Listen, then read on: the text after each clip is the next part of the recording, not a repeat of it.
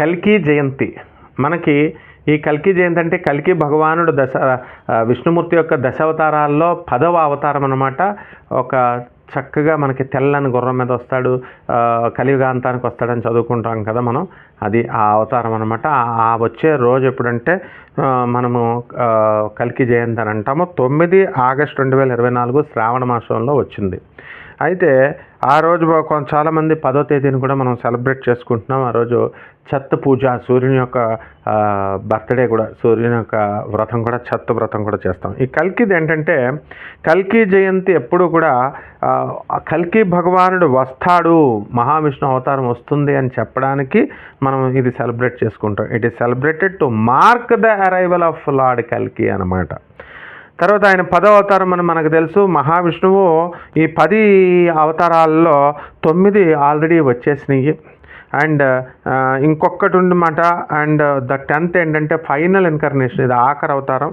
అందువలన లార్డ్ కల్కి అవతారము ఇంకా ఎత్తాల్సింది ఉంది శ్రీ మహావిష్ణువు.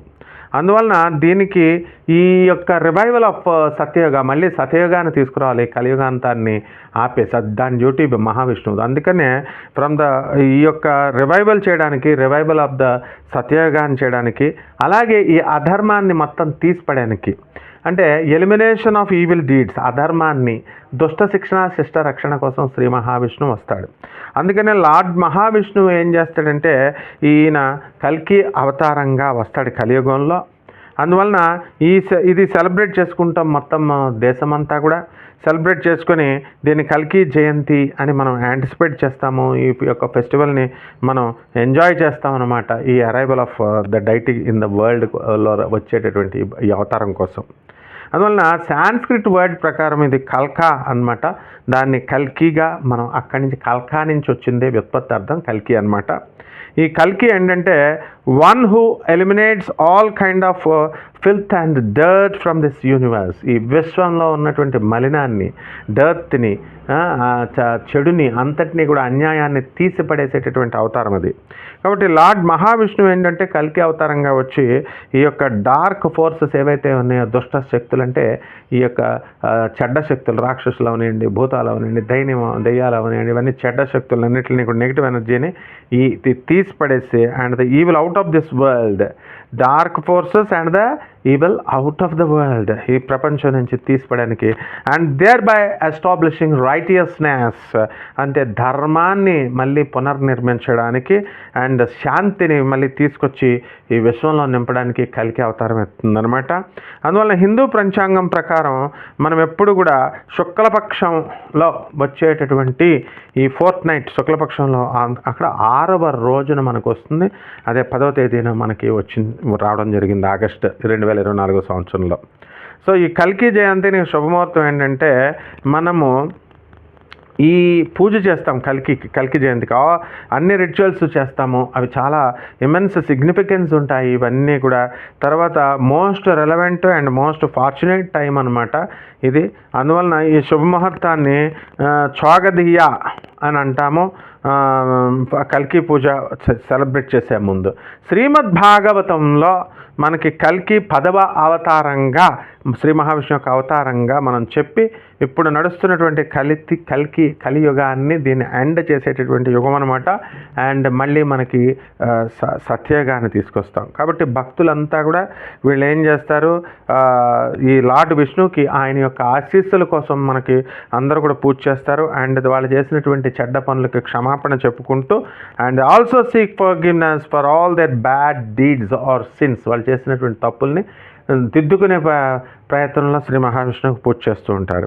కాబట్టి అందరూ కూడా డివోటీస్ అంతా కూడా చాలా పీస్ఫుల్ లైఫ్, తర్వాత ఆ శ్రీ మహావిష్ణువు యొక్క బ్లెస్సింగ్స్ని అందుకోవడం కోసం వాళ్ళంతా కూడా పూజ చేస్తూ ఉంటారు ఈ కల్కి అవతారానికి.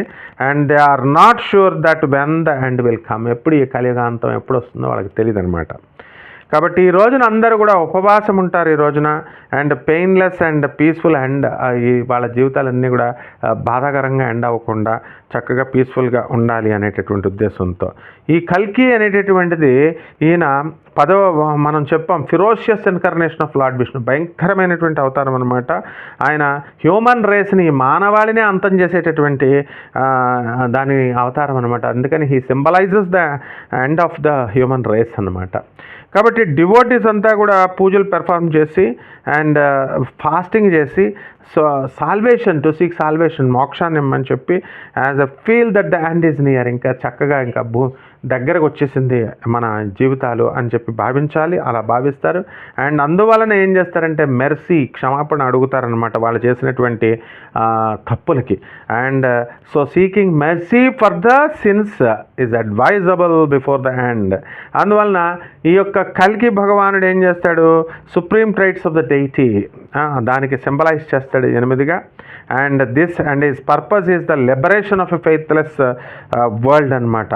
ఈ యొక్క నమ్మకం లేనటువంటి ఈ కలుషితమైన ప్రపంచానికి అంతం. కాబట్టి మనము ఈ కలియుగాంతం అంతా కూడా కలియుగాన్ని డార్క్ ఏజ్ కింద మనం చెప్పుకుంటాం. ఇక్కడ ఏంటంటే మతము, ఈ ఫెయిత్ అన్నీ కూడా ప్రజలు వదిలేసి, దేవుణ్ణి భయం భక్తి వదిలేసి మెటీరియలిస్టిక్ అంబిషన్తో అండ్ గ్రీడ్తో, దురాశతో, భౌతికమైనటువంటి సుఖాలతో ఈ ప్రజలంతా కూడా ఆధ్యాత్మికతను వదిలేసి చెడిపోతారనమాట. అప్పుడు చాలామందిని చంపేసినటువంటి మహారాజు ఈ యొక్క రాజులందరినీ చంపుకుంటూ వచ్చి కల్కి ఏం చేస్తాడంటే ఈ యొక్క డివోషన్ని పుట్టిస్తాడు. He would persuade devotion in the hearts of the human beings, వాళ్ళల్లో భక్తిని పుట్టిస్తాడు. అందువలన అప్పటి నుంచి మళ్ళీ ప్రజలంతా కూడా ధర్మ మార్గాన్ని, ప్యూరిటీ ఆఫ్ పాత్ని, ఫెయిత్ని మళ్ళీ తిరిగి తీసుకొస్తారు. అందువలన ఏమని చెప్పబడిందంటే ఈ యొక్క తెల్లని దివ్యమైనటువంటి గుర్రం మీద వస్తాడు, తర్వాత దివ్యమైనటువంటి ఖడ్గాన్ని పట్టుకొని వస్తాడు. ఆయన ఒక అకంపెనీడ్ విత్ శుక మహర్షి అనమాట, అంటే ఒక ప్యారెట్, వ్యాసుని యొక్క కుమారుడితో కలిసి వస్తాడు.